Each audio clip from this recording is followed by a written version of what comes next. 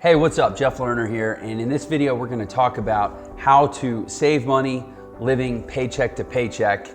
Something I get a zillion questions about online, a zillion, that's the technical number.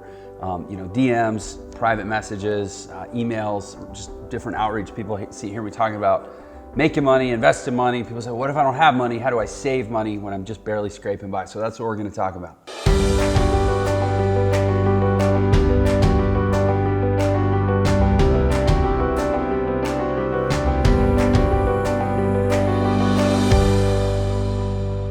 Okay, so I look at this issue two ways. The issue of how to make or how to save money living paycheck to paycheck.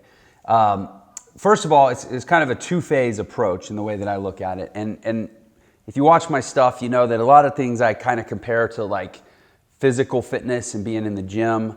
Go to the gym every day. It's like a tangible reminder, a way to start your day with a life lesson that like this is how the world works. What you take in becomes what you put out, and stress and exertion forges you and makes you stronger and makes you grow. And like, again, the gym's just, it's true of what's true in the gym is basically true in life. And so the way I look at this question of how to save money living paycheck to paycheck is very much how I look at the gym or how I look at developing the human body. Essentially, if you're saying, I only have this much to live off of, then the first thing you want to do is you want to get lean. Like at the gym, this would be about cutting, right? You just want to cut out everything you can, as minimal as possible, get to basically where your life doesn't have any fluff, doesn't have any extra random expenses. And here's the thing, when people say, what do I do in XYZ circumstance? I always, it's hard, especially online, because all I have is a message. I'm not like there meeting with the person, getting to talk to them and read their body language. There's so many layers to that question because the answer is usually going to be something that's hard. If people say, well, what do I do about, this circumstance? The answer is going to be hard. It's going to be hard, and a lot of it's going to be kind of like common sense. And then people go, oh, yeah, okay, I need to do that. But then they don't do it. The biggest problem in this world is not getting the answers to questions. It's getting the strength and the discipline and the consistency and the commitment and the drive to actually do what the answers to the questions tell us to do. So somebody comes to me and says, hey, I don't make much money. I make, let's say $1,500 a month, $2,000 a month. I live paycheck to paycheck. I got my rent, I got my girlfriend, I got my car, I got my stuff, I got my Xbox addiction, I got my this, my that. And it's okay, well, here's what you're gonna do. We're gonna get lean, right? We're gonna pare down your expenses. I can't do without my Xbox, and my girlfriend really likes to go out to eat, and I gotta live in this part of town, and well, I really do need a car, and so then we're stuck and there's nowhere to go. Usually it's like, okay, you gotta get lean, you gotta do the hard thing. Like getting lean is hard. Ask a bodybuilder who's cutting for a competition if getting lean is hard. They're miserable, they're carb depleted, they're cranky all the time. It's hard to literally fast and starve yourself. And in life, if you're on a lean diet, then you can't live like you're not. You got to do the hard thing and you got to make the hard cuts. And I can't tell people what that is, but here's what I can say is I'm in the growth business. I think it's a lot more fun to have the conversation, to reframe the conversation to be about how do we get jacked, not how do we get lean, right? Like how do I grow lean muscle? How do I grow a lean life? How do I grow a life that is stronger and has more possibilities and has more stamina and has more excellence and has more experience and more incredible stuff I can do, where it's not about getting fat, it's not about being bloated and excessive, but it's also not about having to live small and look sickly because physically, I'm obviously stretching the metaphor here, but because you're like physically starving yourself or you're financially starving yourself because you haven't evolved your life to a place where you can make more money. And this is about mentally reframing the question. Usually people that come to me with this question, there's a whole belief system, there's a whole indoctrination phase of their life that has led them to a point where if they're living off of $2,000 a month, they have made choices that are rooted in beliefs that say that this is even reasonable, that this is like a real way to live. And it's fine for a time. I mean, if you're a college kid and you're studying your craft or something, but as a life, to me, it's much more about the vision of your life. Like, what are you doing with your life? And that, it's usually whatever you want to do with your life at some level is going to benefit from making more money. So make the strategy not how do I survive paycheck to paycheck. Make the strategy, how do I gain money in my personal economy? Again, just like it's not how do I live off of 1,400 calories a day. It all fluctuates depending on your body weight, but like, how do I live off 1,000 calories a day or whatever? It's more, how do I get my life in a place where I can eat 2,500 or 3,000 calories a day, but be working and exerting and producing in such a way that it converts it into lean muscle and I can grow my body and I can grow my life. This question frustrates me, and maybe people say that's insensitive, but I went through a decade of my life where I felt poor and miserable and starving all the time, and I was exposed to these ideas that basically say if you reframe your life and you reevaluate your decisions and you scrutinize your belief systems and you change the way you spend your time and you cut away the clutter and you cut out the fat and you cut out the friends that are a drag and the people that bring you down and you cut out the negative energy and you focus and you get obsessed and you reprioritize, you can actually completely transform your life.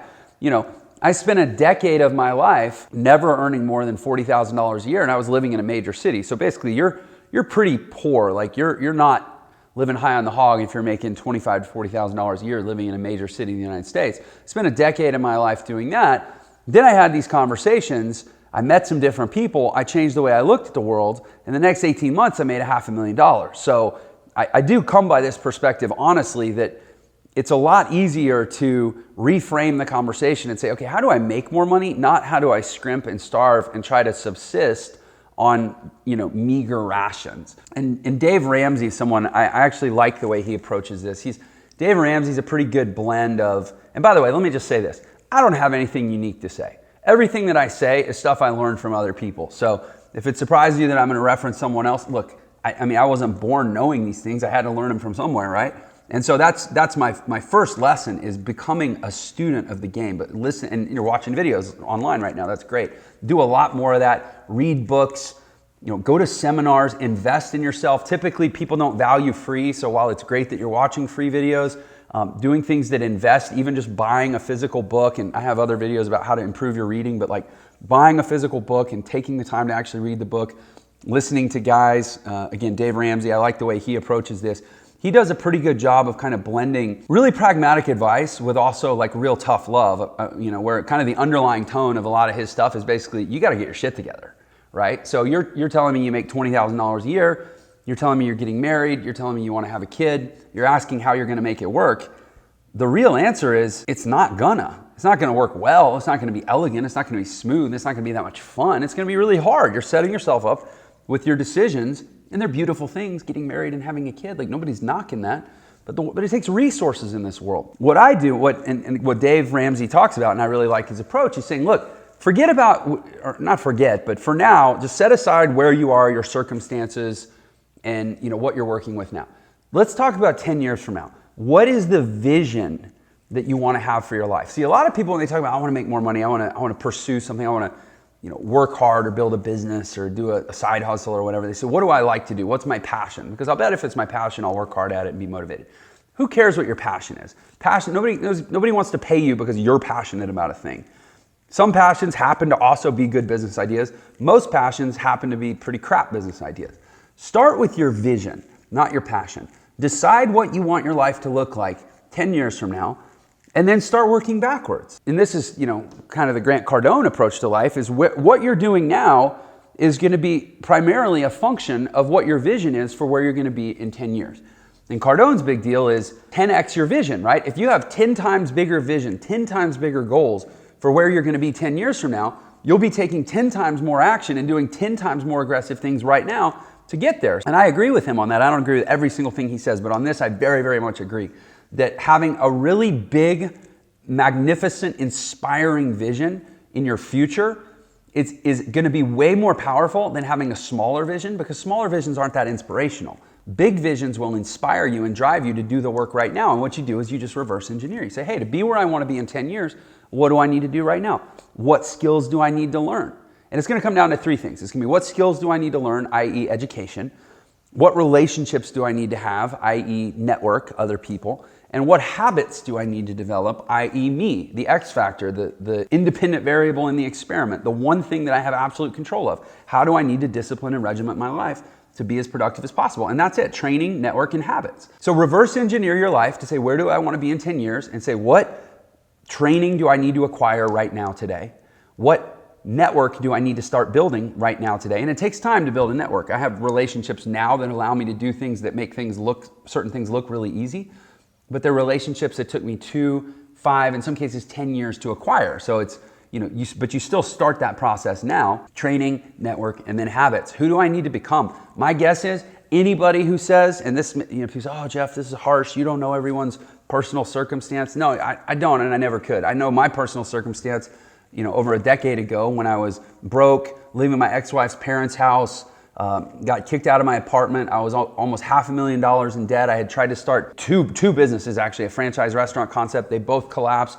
I was $500,000 in debt and hurt my hand. I couldn't even play piano gigs like I used to. I know that circumstance. Granted, I don't know everyone's, but I know one that was pretty damn tough. And I know what it meant to pivot and come up with a bigger vision of my life, change the people that I was surrounding myself with, change what I was doing every day, change my attitude, change my discipline, change my focus, and change the skills that I was focused on.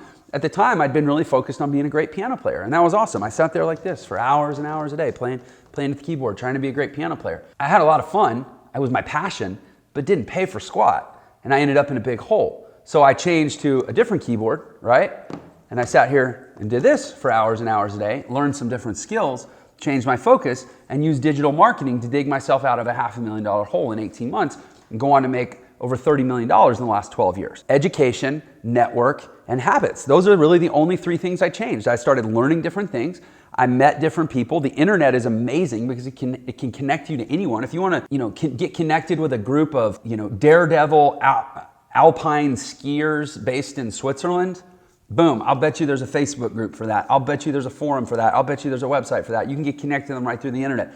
If you want to get connected with a group of multi-millionaire digital marketers that travel around the world and make money from their laptops, boom, I know for a fact there's a Facebook group for that. There's a lot of Facebook groups for that. I have a company where you can meet those people. It's out there. You just got to change your network, and changing your network is going to largely involve starting to say no to all the people that currently occupy your network, because there's only so much bandwidth in this world for us to network. That's the hardest thing. Again, these answers are not complicated. I get these questions, the same question again and again and again and again, and it's not frustrating. I love what I do, and I love that I get to evangelize this for people, but it's hard because I just feel like there's not a big enough megaphone in the world for me to say this enough times to enough people in enough ways that they'll take enough action, it'll make enough of an impact, and they'll actually do these things. Change your network, change your habits, change your educational focus, and you will change your life. And you will not have to ask the question any further.